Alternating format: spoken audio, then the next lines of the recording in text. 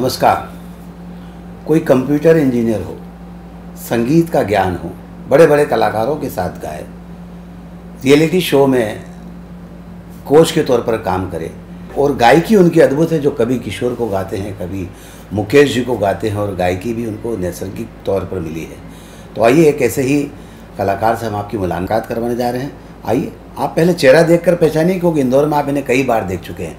स्वागत है आपका हमारे इस कार्यक्रम में। नमस्ते। नमस्ते। क्या जिस तरह से मैं अभी आपको इंट्रोड्यूस कर रहा था जी कि गायक के तौर पर आपने काफ़ी, मैंने आपको 2-3 बार इंदौर में भी सुना और मैंने देखा है कि गायकी आपकी अद्भुत है।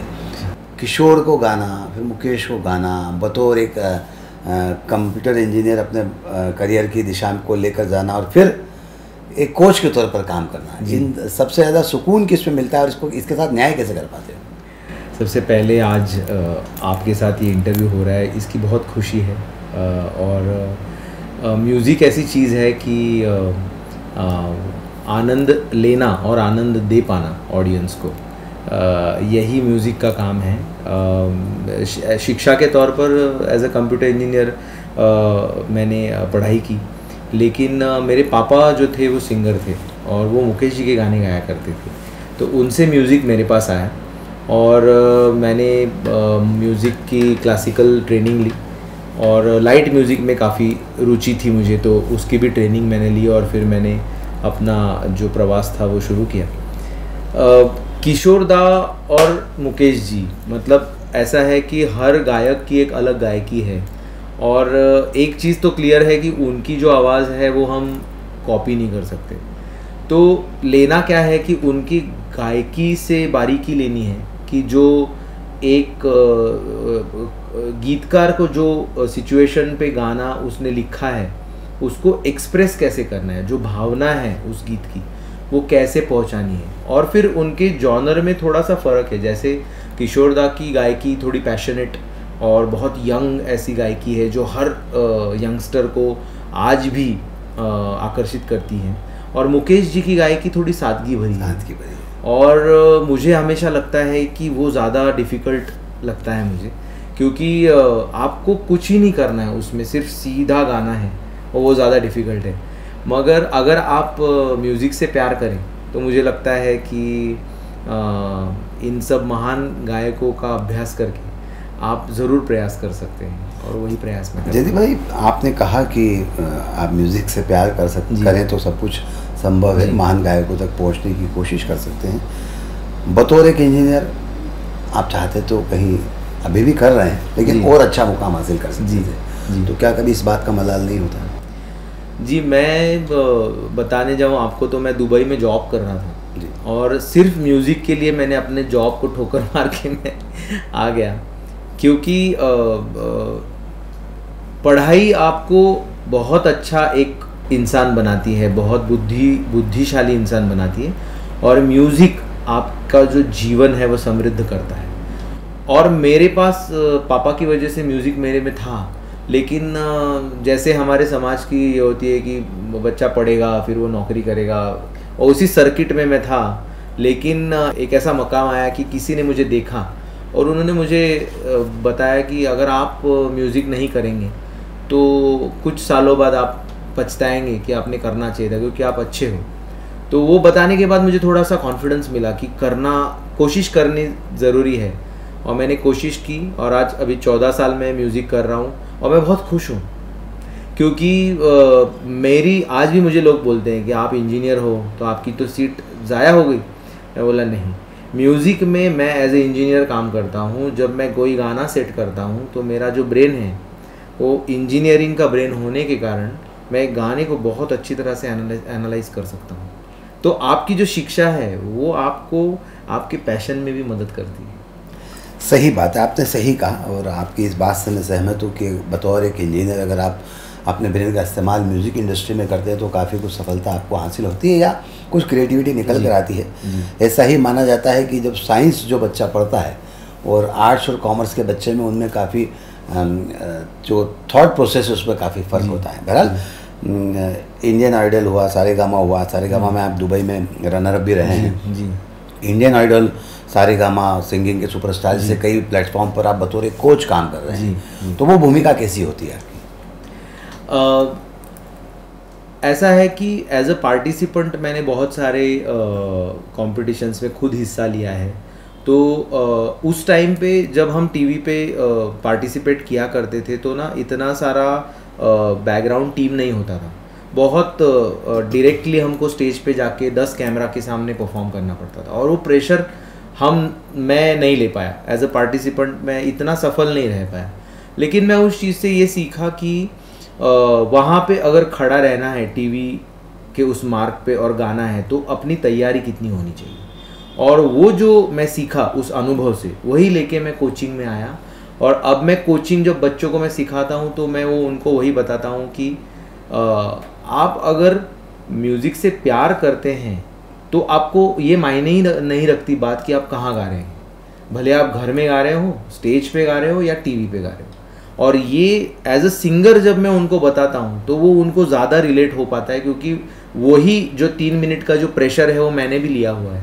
तो मैं उनको बहुत सारी आइडियाज़ ऐसी देता हूँ कि जिस आइडिया से उनका गाना बहुत ईजी हो जाता है, और एक बार वो हो गया ना तो वो खुल के स्टेज पे परफॉर्म करते हैं और उनको अच्छे नंबर मिलते हैं, जजेस उनकी तारीफ़ करते हैं।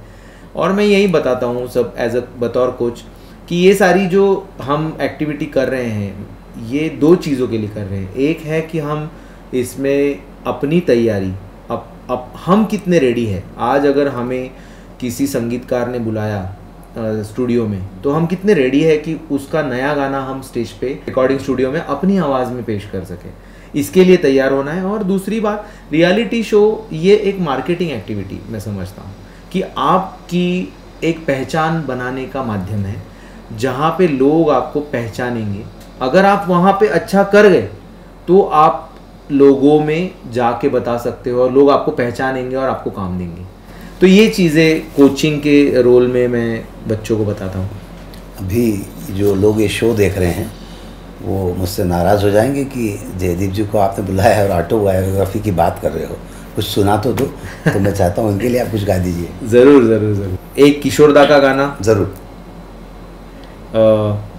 बहुत सारे गाने हैं लेकिन एक गाना किशोरदा का जो किशोरदा और पंचमदा के गाने मुझे काफ़ी पसंद है, तो उनमें से एक गाना मैं गाता हूँ। कहना है कहना है कहना है कहना है आज तुमसे ये दिल की बात हो, तुम ही तो लाई हो जीवन में मेरे प्यार प्यार प्यार। कहना है आज तुमसे ये दिल की बात हो, तुम ही तो लाई हो जीवन में मेरे प्यार प्यार प्यार। क्या बात है, बहुत खूब, बहुत अच्छे से जयदीप भाई आपने इस गीत को दिया। और जब हम रियलिटी शो की बतौर कोच बात कर रहे थे जी, तो मेरे जहन में सवाल बार बार उठता है, और जो तमाम सारे लोग जो रियलिटी शोज़ देखते हैं उनके जहन में भी ये सवाल आता है कि कितना स्क्रिप्टेड रियलिटी शोज़ होते हैं और कितने घड़ियाली आंसू वो जो जजेस बैठकर वहाँ बहाते हैं और कितना प्रेशर बच्चों पे होता है। इसको लेकर ज़रूर बताइए। वैसे तो ये एक टीवी शो है, तो अब तो ऑडियंस को भी पता है कि बहुत सारी चीज़ें वहाँ पे डिसाइड करके होती हैं। लेकिन अभी क्या है, इसका स्वरूप पहले जो रियलिटी शो था उसमें ना टैलेंट हंट हुआ करता था कि भाई अच्छे टैलेंट को लेके आए, उनको तराशें और पेश किया जाए। लेकिन अब क्या है कि अब वो एक मार्केटिंग एक्टिविटी बन चुकी है। तो चैनल की सोच ऐसी होती है कि भाई हम इस रियलिटी शो को एक एंटरटेनमेंट शो बनाएंगे, तो अब एंटरटेनमेंट शो के हिसाब से वो चलता है। लेकिन इसमें भी एक बात जो है वो कायम है इतने सालों से, जो मैं बताना चाहूँगा लोगों को, क्योंकि लोग बहुत फॉलो करते हैं रियलिटी शो को, कि जो सिंगिंग का जो मामला होता है वो कुछ स्क्रिप्टेड नहीं होता। सिंगिंग जो है उसके हिसाब से ही बच्चों को मार्क्स दिए जाते हैं, और सिंगिंग अगर अच्छी हो और हर एपिसोड दर एपिसोड अगर बच्चे अच्छा कर रहे हैं तो ही उनको आगे भेजा जाता है। ऐसा बहुत कम होता है कि अच्छा नहीं कर रहे हैं फिर भी वहाँ हैं, क्योंकि वोटिंग पहले हुआ करता था, फिर लोग भी वोट करा करते थे।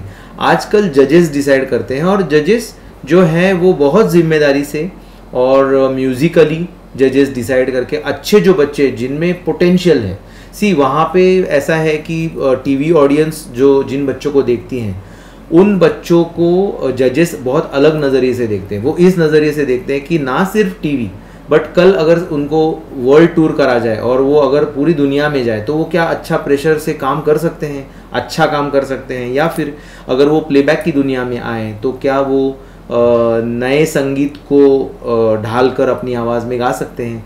इन सब चीज़ों को लेकर जो बच्चे इम्प्रूव करते हैं उनको आगे भेजा जाता है। तो मुझे लगता है कि जो क्रिएटिव जो माल मसाला होता है उसमें वो तो स्क्रिप्टेड होना ही है, क्योंकि वो एक एंटरटेनमेंट के लिए ड्रामा सा है, लेकिन जो गाने बच्चे गाते हैं वो अपनी पूरी मेहनत और शिद्दत के साथ पेश करते हैं। सही कहा जयदीप भाई, जो बोल रहे हैं वो शब्दशः सही है। और स्क्रिप्टिंग की जहाँ ज़रूरत है, मार्केटिंग की जहाँ ज़रूरत है, उन सब चीज़ों को करना भी पड़ता है। उसके बिना तो कैसे रेवेन्यू जनरेट होगा और कैसे शोज़ प्रोड्यूस होंगे, तो ये एक सही बात भी है। जयदीप भाई, अभी मैं देख रहा हूँ कुछ चैनल्स पर जो टीवी शोज़, जो रियलिटी शोज़ आ रहे हैं, उसमें छोटे छोटे बच्चे 6-6, 7-7, 8-8 साल के बच्चे इतना मधुर गा रहे हैं जी। तो क्या लगता है उन बच्चों को बचपन से ही, आप चूँकि कोच हैं, आप जो बच्चे वहाँ पार्टिसिपेट करते हैं उनको ट्रेंड कर रहे हैं जी, तो क्या लगता है जो 6-6, 7-7 और 8 साल के बच्चे इतनी अच्छी गायकी कर रहे हैं उसके पीछे क्या उनकी बेसिक ट्रेनिंग शुरू से ऐसी हुई या फिर गॉड गिफ्ट है? एक्चुअली ना जो बच्चे अभी आप छोटी उम्र के बच्चे जो देख रहे हैं ना, वो नेचुरली टैलेंटेड हैं। और अब क्या होता है कि ऐसे रियलिटी शो में जब वो आते हैं तो उनको स्पॉट किया जाता है और देखा जाता है कि ये एक बहुत अच्छे सुरीला एक कोई बच्चा है जो बहुत अच्छा भी गा रहा है और समझ पा रहा है कि वो क्या कर रहा है, क्योंकि उस उम्र में समझ उतनी नहीं होती, नेचुरल चीज़ें होती हैं। तो हम उन लोगों को, उन बच्चों को तराशते हैं। उसके बाद ना वो रियलिटी शो तो 6 महीने का होता है, उसके बाद ना सबसे ज़्यादा जिम्मेदारी उनके पेरेंट्स की होती है कि आप उस बच्चे को कैसे आगे ट्रेन करेंगे। फिर हम उन पेरेंट्स को थोड़ा सा समझाते हैं कि देखिए अभी लोग आपके पास आएंगे, बोलेंगे कि आप बच्चे को शो कराइए, ये कराइए, तो वो बच्चा है, उसको पढ़ाई करना भी ज़रूरी है और संगीत का प्रैक्टिस करना भी ज़रूरी है। तो आप उसके पैसे के पीछे मत भागिए, आप उसे अच्छी तालीम दीजिए, क्योंकि आज भी सत्य यही है संगीत का कि अगर आप तालीम अच्छी गुरुजनों से लें तो ही आप संगीत में कुछ अच्छा कर पाएंगे। आजकल चैलेंज ऐसा है कि ना सोशल मीडिया की वजह से ना पेशेंस लेवल बहुत कम हो चुका है लोगों का। लोगों को 30 सेकंड में लोगों को पॉपुलैरिटी मिल रही है, कई लोगों के गाने पॉपुलर हो रहे हैं। तो क्या होता है, पेरेंट्स को एकदम लगता है कि मेरा बच्चा तो वायरल हो जाएगा तो बहुत पैसे आएंगे। ये जो है ये एक थोड़ा सा डेंजरस मामला है। तो हम उस दिशा में पेरेंट्स को बोलते हैं कि हम हमेशा अवेलेबल है गाइडेंस के लिए, लेकिन उस बच्चे को आपको शिक्षा और गाने की तालीम ये बैलेंस देना पड़ेगा, नहीं तो बच्चा बहक जाएगा। क्योंकि क्या होता है, रियलिटी शो के बाद असल लाइफ शुरू होती है और ये बच्चे बहुत छोटे हैं, ये टीवी पे तो वो कर पाते हैं, लेकिन बाहर आने के बाद बेचारे प्रेशराइज हो जाते हैं। फिर जब वो बड़े होते हैं ना, कुछ सालों बाद वापस उन्हें रियलिटी शो में बुलाया जाता है, फिर वो पुराने क्लिप्स दिखाए जाते हैं, फिर वो प्रेशर में आ जाते हैं कि तभी ऐसा किया था, अब करना है। ये वैसी बात नहीं है। रियलिटी शो एक ज़रिया है जहाँ पे मैं सोचता हूँ कि आपकी जो इम्प्रूवमेंट है एज अ सिंगर वो नापी जाती है कि आपने कितना अपने आप पे काम किया और कैसे किया। और बच्चों का जहाँ तक सवाल है, मुझे लगता है कि पेरेंट्स की जिम्मेदारी बहुत ज़्यादा है। जिनके पेरेंट्स बहुत बैलेंस्ड और एजुकेटेड और बहुत अच्छे घर से हैं, वो बहुत अच्छी तरह से बच्चों को परवरिश देते हैं और वो बच्चे आगे आके फिर अच्छे सिंगर्स बन पाते हैं। दीदी भाई, बात करते करते हम आगे बढ़ेंगे। मराठी में भी आपने खूब गाया जी। आप सब लोगों को बता देना चाहता हूँ कि श्रेया घोषाल के साथ 5 वर्षों तक मुझे लगता है जयदीप भाई ने सिंगिंग की है और काफ़ी टैलेंटेड हैं। मराठी में भी कुछ सुना दीजिए। मराठी में हमारे संगीत की परंपरा इतनी विशाल है और मैं बहुत भाग्यशाली हूँ कि मैं एक मराठी घर में पैदा हुआ मेरी मातृभाषा है। और हमारे यहाँ बहुत ही जैसे लता जी और पंडित भीमसेन जोशी जी और बहुत सारे सुधीर फड़के जी, बहुत सारे महान गायक और संगीतकार मराठी में हो चुके हैं। तो मैं मेरे पसंदीदा गायक हैं सुधीर फड़के जी, उनका एक गाना सुनाता हूँ। फिरत्याचा कावरती देसी मातीला आकार, विठ्ठला तू वेडा कुंभार, विठ्ठला तू वेडा कुंभार। फिरत्याचा कावरती देसी मातीला आकार, विठ्ठला तू वेडा कुंभार, विठ्ठला तू वेडा कुंभार। क्या बात है, क्या बात है। विट्ठल की जो भगवान विट्ठलनाथ की जो कर्म भूमि है, जिस तरह से उन्होंने लोगों को आगे बढ़ाते हैं, जिस तरह से संसार को रच रहे हैं, उसी बारे में मुझे लगता है बात कही गई। जी जी जी। कुम्हार के तौर पर उनको पेश किया गया है, वही गढ़ रहे हैं इस सृष्टि जी। हमारे यहाँ एक संत गोरा कुम्हार करके एक संत थे, वो विट्ठल जी के इतने बड़े भक्त थे। एक बार वो मट्टी गूंद रहे थे पॉट बनाने के लिए, और वो विट्ठल का नाम लेते लेते वो मट्टी पैर से गूंद रहे थे। आप बिलीव नहीं करोगे कि उनका इतना विट्ठल भक्ति में ट्रांस में चले गए। उनका ना छोटा बच्चा था, बहुत बुरी कहानी है, मतलब ये उनका छोटा बच्चा रेंगते रेंगते उस मिट्टी में आ गया बेचारा। उसको रौंद दिया उन्होंने, उनको पता नहीं चला कि वो इतनी विट्ठल भक्ति। और वो जो संत गोरा कुम्हार थे, और उन्होंने विट्ठल की इतनी भक्ति करी कि वो उनका जो बच्चा है वो नहीं रहा, लेकिन उन्होंने रोते रोते बोल दिया कि मैंने अपना बच्चा मेरे विट्ठल को दान कर दिया। ऐसे वो संत थे महान। और हम लोग सब विट्ठल भक्त हैं, और महाराष्ट्र में हम विट्ठल भक्ति करते हैं। तो ये जो गाना है वो सुधीर फड़के जी ने गाया है, और वही मैंने आपके सामने पेश किया। तो देखिए, सब गानों के पीछे भी कहानी है, और प्रभु की स्तुति का क्या किस तरह से लीन हो जाता है आदमी, उसको लेकर भी एक जो बताया है इन्होंने जयदीप भाई ने, उस पर भी हमने सुना। बहरहाल जयदीप भाई, जिस तरह से आपने कहा कि 30 सेकंड के अंदर सब कुछ मिल जाता है जी, और जो फटाफट दौर चल रहा है, जैसा आपने कहा कि मदर फादर को आप समझाते हैं कि आप जल्दबाजी मत कीजिए, अब इसको स्टेज शोज मत करवाइए, बावजूद उसके प्रतिस्पर्धा काफ़ी तेज़ी से बढ़ रही है। और हर माता पिता चाहता है कि जैसे जयदीप जी के पास वो ट्रेनिंग के लिए आए तो उसके बच्चे को किसी टैलेंट हंट में अच्छा मौका मिल जाए और वो एक अच्छा मुकाम हासिल कर ले और हम खूब नाम और पैसा कमाएं। तो ऐसे लोगों को आप क्या समझाइश देते हैं? मैं जब छोटा था 90s में, तो उस टाइम पे मेरे माता पिता मुझे हर लोकल कंपटीशन में हिस्सा लेने के लिए प्रेरित करते थे, स्कूल लेवल पे या फिर स्टेट लेवल पे या फिर डिस्ट्रिक्ट लेवल पे। तो वो कॉम्पिटिशन्स हम लोग करते थे और उसमें पता चलता था कि हम कैसे हमारा ट्रेनिंग हो रहा है। तो मैं सभी को यही बोलना चाहूँगा कि आपके बच्चों को आप स्कूल लेवल से तैयार कीजिए। क्या होता है, देखिए, एक क्रिकेटर का उदाहरण ले लीजिए। कोई एक क्रिकेटर है, वो क्रिकेटर सिर्फ उसे IPL में खेलना है या फिर भारतीय टीम के लिए खेलना है, उसको मद्देनज़र रखते हुए वो नहीं ट्रेनिंग करता। वो ट्रेनिंग उस क्रिकेट खेल की करता है और उसमें मेहनत करता है और फिर जाके कोई उसको स्पॉट करता है। वैसे ही म्यूज़िक में भी ट्रेनिंग ही बहुत इम्पॉर्टेंट है और वो ट्रेनिंग के बहुत सारे फॉर्म्स है, जैसे कि गुरुजनों के पास सीखना, अच्छा म्यूज़िक सुनना। आज मैं जो बोल रहा हूँ आपको, पेशेंस कम हो गया, वो यही है कि म्यूज़िक सुनते ही नहीं है बच्चे। हम जब किसी बच्चे को बोलते हैं कि बेटा ये गाना करना है, तो हाँ सर मैं करता हूँ, और 2 घंटे के बाद आ जाता है, हाँ सर कर लिया मैंने। ऐसा नहीं, 2 घंटे में एक गाना नहीं हो सकता, संभव नहीं। हमारे बहुत सारे पंडित जन हैं, पंडित सुरेश वाडकर जी है, वो हमेशा कहते हैं कि एक गाना 500 बार सुनो, 500 बार गिन के।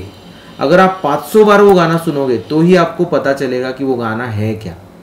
आप बताइए, आजकल के बच्चे 2-3 बार से ज़्यादा गाना सुनते नहीं हैं। तो ये सिखाना बच्चों को ज़रूरी है कि पेशेंस, म्यूज़िक पेशेंस का खेल है। पेरेंट्स को ये जानना बहुत ज़रूरी है कि आज मेरा बच्चा अगर म्यूज़िक सीख रहा है तो मुझे अपेक्षा ये नहीं करनी है कि बस 2 साल बाद रियलिटी शो में जाएगा, 5 साल बाद या होगा, नहीं।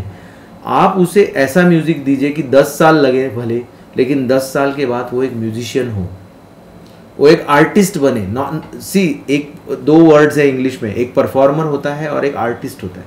जो आर्टिस्ट होता है ना, उसके लिए मैं चाहता हूँ कि पेरेंट्स ने काम करना चाहिए।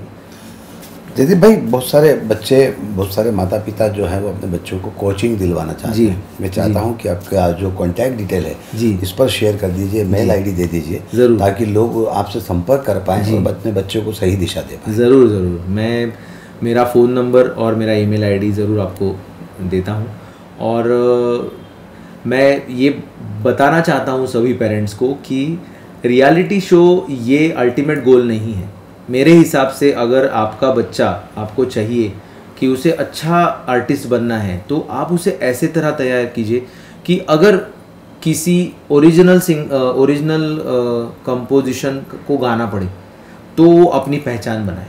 जैसे मैं दुबई से जॉब छोड़ के जब मुंबई आया था, तो मुझे ऐसी सलाह दी गई कि आपको सिर्फ शो में गाने के लिए मुंबई नहीं आना है, आपको अपनी पहचान बनानी है। अगर मुझे अपनी पहचान बनानी है तो मुझे मेरी आवाज़ लोगों के सामने लाना ज़रूरी है, क्योंकि जब मैं नहीं रहूँगा तो मेरी आवाज़ रहनी चाहिए। अगर ये बात पेरेंट्स समझ जाए तो हर बच्चा एक अच्छी दिशा में काम करेगा और अच्छा म्यूज़िक पनपेगा। नहीं तो सिर्फ हम अभी जिस स्पीड से चल रहे हैं, गाने हो रहे हैं, पुराने गानों को तोड़ मरोड़ के नए गाने हो रहे हैं, वही चलता रहेगा, क्योंकि नई क्रिएटिविटी के लिए किसी के पास टाइम नहीं है। और मैं चाहता हूँ कि जो हमारे देश के इतने टैलेंटेड बच्चे हैं, हम लोग रियलिटी शो के लिए, ऑडिशंस के लिए पूरे भारत भ्रमण करते हैं।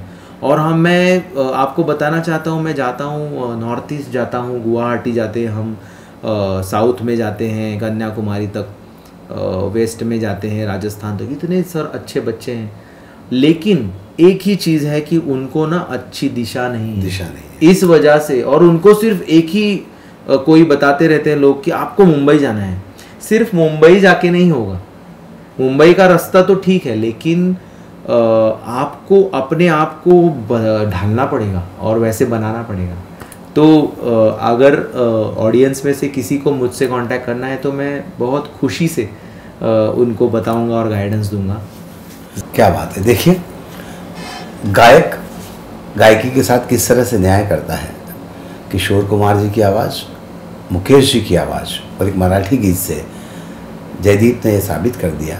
और जो उन्होंने कहा भी है, जो उन्होंने बच्चों के लिए एक मैसेज भी दिया है, उनके पेरेंट्स के लिए भी, कि सिर्फ इस बात पर फोकस मत कीजिए कि आपको मुंबई जाना है, आपको अपनी गायकी पर फोकस करना है और उसको तराशना है। बहरहाल जयदीप जी, हमसे बातचीत करने के लिए बहुत बहुत शुक्रिया। Thank you. आज के इस कार्यक्रम में बस इतना ही। सुनील जोशी को दीजिए इजाज़त। नमस्कार।